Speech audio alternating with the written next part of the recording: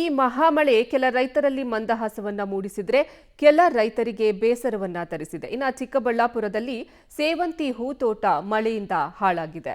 ಹಾಗಾಗಿ ತಾನೇ ಬೆಳೆದಿದ್ದಂತಹ ಸೇವಂತಿಗೆ ಗಿಡಗಳನ್ನು ರೈತ ತನ್ನ ಕೈಯಾರೆ ಕಿತ್ತು ಬಿಸಾಡುವಂತಾಗಿದೆ. ಚಿಕ್ಕಬಳ್ಳಾಪುರ ತಾಲೂಕಿನ ಬನ್ನಿಕುಪ್ಪೆ ಗ್ರಾಮದ ರೈತ ಶ್ರೀನಾಥ್ 2.5 ಎಕರೆಯಲ್ಲಿ ಸೇಂಟ್ ಯೆಲ್ಲೋ ಹಾಗೂ ಸೇಂಟ್ ವೈಟ್ ತಳಿಯ ಸೇವಂತಿಗೆ ಹೂವನ್ನು ಬೆಳೆದಿದ್ದಾರೆ. ಆದರೆ ಮಳೆಯಿಂದ ಹೂ ಅತಿಯಾದ ತೇವಾಂಶದಿಂದ ಕೊಳೆತು ಹೋಗ್ತಾ ಇದ್ದು ಗಿಡ ಸಹ ಹಾಳಾಗ್ತಾ ಇದೆ.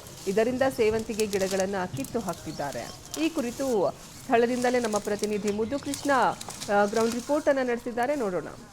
ರಾಜ್ಯದಲ್ಲಿ ಮುಂಗಾರು ಮಳೆಯ ಆರ್ಭಟ ಬಹಳಷ್ಟು ಜೋರಾಗಿದೆ. ಈಗಾಗಲೇ ಕೂಡ ಚಿಕ್ಕಬಳ್ಳಾಪುರ ಜಿಲ್ಲೆಯಲ್ಲೂ ಕೂಡ ಕಳೆದ 2-3 ದಿನಗಳಿಂದಲೂ ಕೂಡ ಬಿಟ್ಟು ಬಿಡದೆ ಮಳೆ ಸುರಿತಾ ಇದೆ. ಹಾಗಾಗಿ ಇವತ್ತು ಚಿಕ್ಕಬಳ್ಳಾಪುರ ಜಿಲ್ಲೆ ಅಂತಂದರೆ ಅದರಲ್ಲೂ ಕೂಡ ಚಿಕ್ಕಬಳ್ಳಾಪುರದಲ್ಲಿ ಯಥೇಚ್ಛವಾಗಿ ಹೂವನ್ನು ಬೆಳೀತಾರೆ. ಆದರೆ ಇವತ್ತು ಹೂ ಬೆಳೆಯುವಂಥ ರೈತರಿಗೆ ಇವತ್ತು ಮಳೆ ಸಾಕಷ್ಟು ನಷ್ಟವನ್ನು ಉಂಟು ಮಾಡ್ತಾ ಇದೆ. ಇವತ್ತು ಚಿಕ್ಕಬಳ್ಳಾಪುರ ತಾಲೂಕಿನ ಬನ್ನಿಕುಪ್ಪೆ ಗ್ರಾಮದ ರೈತ ಶ್ರೀನಾಥ್ ಅಂತೇಳಿ ಅವರು ಇವತ್ತು ತಮ್ಮ 2.5 ಎಕರೆ ಪ್ರದೇಶದಲ್ಲಿ ಇವತ್ತು ಸೆಂಟ್ ಯೆಲ್ಲೋ ಮತ್ತು ಸೆಂಟ್ ವೈಟ್ ಅಂತೇಳಿ ಈ ಒಂದು ಸೇವಂತಿಗೆಯ ತಳಿ ಈ ಒಂದು ಹೂವನ್ನು ಬೆಳೆದಿದ್ದಾರೆ. ಆದರೆ ಇವತ್ತು ನಿರಂತರವಾಗಿ ಮಳೆ ಸುರಿಯುತ್ತಿರುವಂಥ ಪರಿಣಾಮ ಈಗಾಗಲೇ ಕೂಡ ಹೂಗಳೆಲ್ಲವೂ ಕೂಡ ಭಾಳಷ್ಟು ತೇವಾಂಶದಿಂದ ಕೂಡಿದೆ. ಹಾಗಾಗಿ ತೇವಾಂಶ ಅತಿ ಹೆಚ್ಚಾಗಿ ಈಗಾಗಲೇ ಕೂಡ ಹೂಗಳೆಲ್ಲವೂ ಕೂಡ ಕೊಳ್ತೋಗೋದಕ್ಕೆ ಆರಂಭ ಆಗ್ತಿದೆ. ಹಾಗಾಗಿ ಸಹಜವಾಗಿ ಈಗ ರೈತರಿಗೆ ಭಾಳಷ್ಟು ನಷ್ಟ ಆಗ್ತಿದೆ. ಇದು ಮಾರುಕಟ್ಟೆಗೆ ತೆಗೆದುಕೊಂಡು ಹೋಗೋದಕ್ಕೂ ಕೂಡ ಸಾಧ್ಯ ಇಲ್ಲ. ಹೂವನ್ನು ಅಲ್ಲಿ ಕೂಡ ಯಾರು ಕೂಡ ಖರೀದಿ ಮಾಡಲ್ಲ. ಹಾಗಾಗಿ ರೈತರು ಇವತ್ತು ಸ್ವಯಂ ಪ್ರೇರಿತವಾಗಿ ಇವತ್ತೇನು ತಾವು ಬೆಳೆದಿದ್ರು ಅದೇ ಒಂದು ಸೇವಂತಿಗೆ ಗಿಡಗಳನ್ನು ಕೈಯಾರೆ ಈಗ ಕಿತ್ತಾಕುವಂಥ ಕೆಲಸವನ್ನು ಮಾಡ್ತಾ ಇದ್ದಾರೆ. ಯಾಕೆಂತಂದರೆ ಈ ಒಂದು ಹೂವು ಸಂಪೂರ್ಣವಾಗಿ ಹಾಳಾಗಿದೆ, ಗಿಡ ಕೂಡ ಹಾಳಾಗಿದೆ. ಹಾಗಾಗಿ ಇದು ಬಿಟ್ಟರೂ ಕೂಡ ಮತ್ತೆ ಹೂವು ಚೆನ್ನಾಗಿ ಬರೋದಿಲ್ಲ. ಹಾಗಾಗಿ ಈ ಹೂವನ್ನು ಮಾರುಕಟ್ಟೆಗೆ ತೆಗೆದುಕೊಂಡು ಹೋದರೂ ಕೂಡ ಯಾರು ಖರೀದಿ ಮಾಡೋದಿಲ್ಲ. ಹಾಗಾಗಿ ಈಗ ಮುಂದೆ ಬೇರೆ ಬೆಳೆಯನ್ನು ಹೇಳಬೇಕು ಅಂತೇಳಿ ಪರ್ಯಾಯವಾಗಿ ಈಗ ಇರುವಂತಹ ಗಿಡಗಳನ್ನೆಲ್ಲರೂ ಕೂಡ ಇವತ್ತು ಕಿತ್ತಾಕ್ತಿದ್ದಾರೆ. ಈಗ ಇವತ್ತು ರೈತರಿದ್ದಾರೆ, ಅವ್ರನ್ನೇ ಮಾತಾಡಿಸುವಂಥ ಪ್ರಯತ್ನವನ್ನು ಮಾಡ್ತೀನಿ ನಾನು.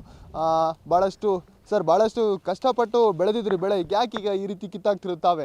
ಸರ್, ಇದು ನಿರಂತರ ಮಳೆ ಸುರಿತಾ ಇರೋದ್ರಿಂದ ಬಿಟ್ಟು ಬಿಡದೆ 9 ದಿನದಿಂದ ಈ ಥರ ಎಲ್ಲ ನೀರು ತುಂಬಿಕೊಂಡು ಈ ಥರ ಎಲ್ಲ ಕಪ್ಪಿಗೆ ಆಗ್ತಾಯಿದೆ ಸರ್ ಹಿಂದ್ಗಡೆ. ಆದ್ದರಿಂದ ಇದು ಮಾರ್ಕೆಟ್ಗೆ ಹೋದರೆ ಬೆಲೆ ಸಿಗ್ತಾ ಇಲ್ಲ. ಅದರಿಂದ ಲಕ್ಷಾಂತರ ರೂಪಾಯಿ ಬಂಡವಾಳ ಹಾಕಿ ಈಗ ನಷ್ಟ ಆಗಿದೆ ಇವತ್ತು. ಅದರಿಂದ ಈ ತೋಟದಲ್ಲೇ ಕೊಳಿತಾ ಇರೋದ್ರಿಂದ ಗಿಡ ಕಿತ್ತಾಕ್ತಾಯಿದ್ದೀವಿ ಸರ್. ಈಗ ಮಾರ್ಕೆಟಿಗೆ ತೊಗೊಂಡೋದ್ರೆ ಏನು ರೇಟ್ ಇದೆ ಇವತ್ತು? ಇದು ಆಚೆ ಹಾಕಿ ಬರಬೇಕಿದು. ಈ ಟೈಮಲ್ಲಿ ಮೇ ತಿಂಗಳಲ್ಲಿ ಫುಲ್ ಬಿಸಿಲಿರ್ತಾಯಿತ್ತು ಸರ್. ಒಳ್ಳೆ ಕ್ಲೈಮೇಟ್ ಇದು, ನಮಗೆ ಒಳ್ಳೆ ಟೈಮ್ ಇದು, ಸೀಸನ್ನು. 200-250 ರೂಪಾಯಿ ಇರ್ತಾಯಿತ್ತು ಬೆಲೆ. ಆದರೆ ಇವತ್ತು 30-40 ರೂಪಾಯಿ ಇದೆ. ಅದರಿಂದ ನಾವೇನು ಮಾಡೋಕ್ಕಾಗೋದಿಲ್ಲ. ಬೇರೆ ಬೆಳೆ ಆದರೂ ಇಡಬೇಕಲ್ಲ, ಅದರಿಂದ ಈ ಥರ ಆಗಿದೆ, ಎಲ್ಲ ಕಿತ್ತಾಗ್ತಾಯಿದೆ. ಯಾವ ರೀತಿ ಮಳೆ ತೊಂದರೆ ಕೊಡ್ತಿದೆ ಸರ್?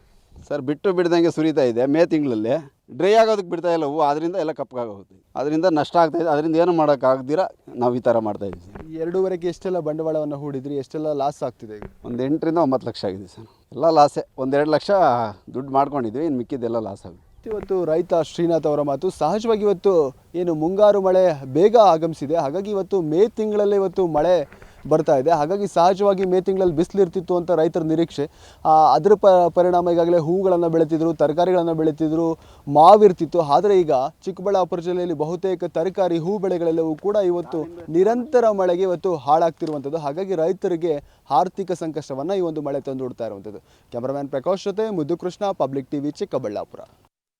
ಇನ್ನು ವರುಣನ ಆರ್ಭಟಕ್ಕೆ ಚಿಕ್ಕಬಳ್ಳಾಪುರದ ರೈತರು ಸಂಕಷ್ಟಕ್ಕೆ ಒಳಗಾಗಿದ್ದಾರೆ. ಹೀಗಾಗಿ ತಾವು ನಿರಂತರ ಮಳೆಯಿಂದ ಅವರು ಬೆಳೆದಿದ್ದಂತಹ ಸೇವಂತಿಗೆ ಹೂ ಹಾನಿಗೆ ಈಡಾಗಿದೆ. ಹೀಗಾಗಿ ತಮ್ಮ ಕೈಯಾರೆ ಆ ಗಿಡಗಳನ್ನು ಕಿತ್ತು ಹಾಕ್ತಿದ್ದಾರೆ. ಅಂದರೆ ಮಾರ್ಕೆಟ್ನಲ್ಲಿ ಇದಕ್ಕೆ ಬೆಲೆ ಸಿಗ್ತಾ ಇಲ್ಲ ಅಂತ ಸಂಕಷ್ಟದಲ್ಲಿರುವಂತಹ ರೈತರು ಲಕ್ಷಾಂತರ ರೂಪಾಯಿಯನ್ನು ಖರ್ಚು ಮಾಡಿ ಈ ಬೆಳೆಯನ್ನು ಬೆಳೆದಿದ್ರು. ಇದೀಗ ಈ ಮಳೆಗೆ ಗಿಡಗಳು ಹಾನಿಗೆ ಒಳಗಾಗಿದ್ದು ಅದನ್ನು ಇದೀಗ ರೈತರು ಕಿತ್ತು ಹಾಕ್ತಿದ್ದಾರೆ. ನಮಗೆ ನಷ್ಟ ಆಯಿತು ಅಂತ ತಮ್ಮ ಅಳಲನ್ನು ತೋಡ್ಕೊಂಡಿದ್ದಾರೆ.